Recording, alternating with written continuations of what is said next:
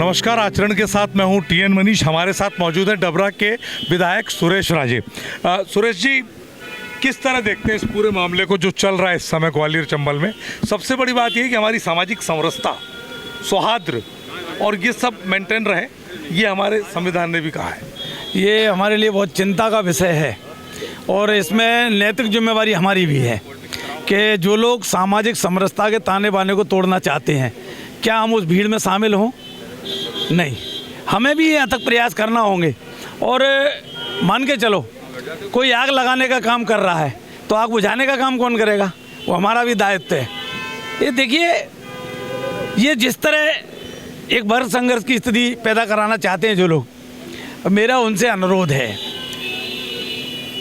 कि ऐसा काम मत करो जिससे कल के दिन बड़ी मुश्किल से, मतलब आज़ादी के कितने वर्षों बाद ये हमारी सामाजिक समरसता दिखाई दे रही है। आपने एक मंच पे देखा होगा ना, सभी एक साथ हैं। इस कार्यक्रम में सभी वर्ग के लोग हैं कि नहीं हैं? और हमारे राजेंद्र पाल गौतम जी ने भी कहा कि जब सावित्रीबाई फुले पढ़ाने जाती थी, उस समय जब उनका विरोध कुछ वर्ग के लोग करते थे, उसमें सहयोगी भी थे उस वर्ग के लोग। तो मेरा इस आपके चैनल के माध्यम से ये कहना है कि किसी भी पूरी एक समाज को टारगेट करने की जगह हम ये चिंता और मनन करें कि हम सामाजिक समरसता के ताने बाने को कैसे अक्षुण्ण रख सकते हैं।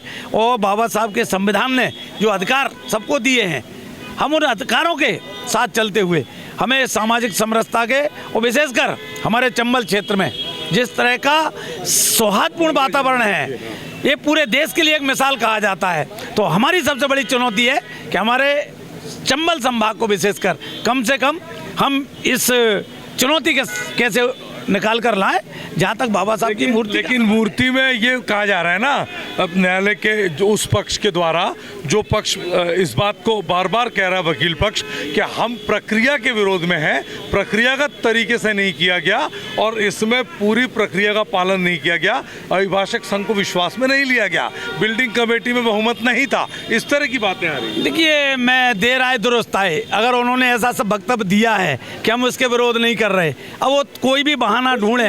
नहीं, एक बहाना ढूंढे। बोल रहा हूं प्रक्रिया का मैं बता रहा हूँ ना, मैं आप बिल्डिंग कमेटी का बार बार एक बात आती है और सोशल मीडिया के माध्यम से भी आती है, और उन वकील साहिबान ने भी बोला जिन्हें वो ये भूल गए, ये काला कोट पहनने का अधिकार भी उसी संविधान ने दिया है, बाबा साहब के संविधान नहीं दिया है, ये वो भूल गए थे। लेकिन जो बार बार बिल्डिंग कमेटी की बात आती है, मैं आपके चैनल के माध्यम से उनसे पूछना चाहता हूँ, वो कहते हैं कि एक ईंट नहीं लग सकती बगैर बिल्डिंग कमेटी के अनुमोदन के, तो वहाँ वो स्ट्रक्चर कैसे बन गया? देखिए, ये दुराभाव का मामला, आप परिस्थिति को समझने का प्रयास करें। मैं फिर भी आपके चैनल के माध्यम से उनसे गुजारिश करूंगा कि जो होना था जो हो गया, जो गलती होना थी उससे आप वापस आना चाहते हो, हम चाहते हैं कि अपनी गलती को सुधारो और बाबा साहब की मूर्ति को ससम्मान वहाँ लगने दें। इसमें बाबा साहब किसी एक वर्ग विशेष के नहीं है, किसी एक जाति धर्म के नहीं है, बाबा साहब पूरे देश के हैं। बाबा साहब के संविधान ने नारी को उतने ही अधिकार दिया है, सामान्य को उतने ही अधिकार दिया है। सिर्फ दलितों के मसीहा के रूप में जो बाबा साहब को एक सीमित करना चाहते हैं, उनसे भी मेरा अनुरोध है कि बाबा साहब सिर्फ दलितों के नेता नहीं है, पूरे देश के नेता हैं, पूरे देश के लिए संविधान दिया है। इसलिए ये बाबा साहब की प्रतिमा का विरोध करने की बजाय उसको सब मिलकर साथ लगाएं तो एक सौहार्दपूर्ण वातावरण बनेगा और उनको भी धन्यवाद देंगे।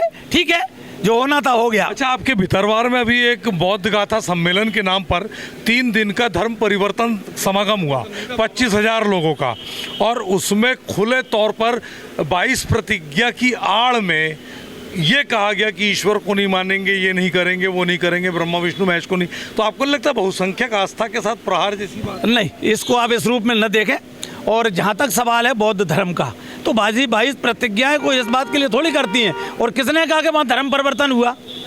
आप उसको जबरदस्ती उसको धर्म परिवर्तन की बात कर रहे हैं, ये कह के आप प्रेरित कर रहे हो उन्हें कि आप धर्म परिवर्तन करिए। ये बिल्कुल में एक सामाजिक न्याय मंच रक्षक मोर्चा ने आज इस मामले को लेकर के FIR के लिए भितरवार भी गए। देखिए, वो सामाजिक रक्षक मोर्चा FIR कराए, सब कराए, उनसे मेरा ये भी अनुरोध है कि वो अभी बाबा साहब के बारे में जो इतना बड़ा सम्मेलन कर रहे थे और वहाँ बैठ के ताली बजा रहे थे, तो बाबा साहब का अपमान कर रहे थे, देश के संविधान का अपमान कर रहे थे वही लोग। मैं बता रहा हूँ ना, जो FIR कराने गए, किस बात की FIR हो जाएगी? कितने कहा कि धर्म परिवर्तन हुआ? कितने कहा? कहाँ धर्म परिवर्तन की बात की है?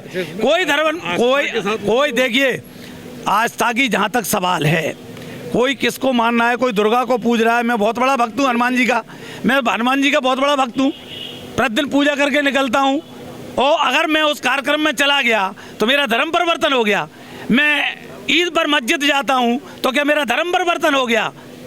मैं जो धर्म परिवर्तन की बात कर रहे हैं ना, आड़ ले रहे हैं, उनसे मेरा आग्रह है कि अपने भाइयों को गले लगाना सीखो और गलती से भी इसको प्रेरित मत करो कि धर्म परिवर्तन की ओर जाएं। मेरा ये आग्रह है। और एक आखिरी सवाल राजनीति से जुड़ा, ये लापता सुरेश राजे का क्या मामला है? परिचय तो मनीष जी आपसे ही पूछ लेता हूँ, मैं अगर लापता हूँ तो आपसे बात कैसे कर रहा हूँ? एक मिनट, मैं उसको ये इस शब्दों में लो आप। 2020 में एमएलए बना, मेरा पिछले 3 साल का रिकॉर्ड निकालें, सड़क से लेके सदन तक का। सदन में मेरी 1 सेकंड की अनुपस्थिति मिल जाए तो उसके लिए मैं गुनहगार हूँ सदन में, और सड़क पर भी मेरी 1 दिन की अनुपस्थिति मिल जाए पूरे क्षेत्र में तो उसके लिए मैं गुनहगार हूँ।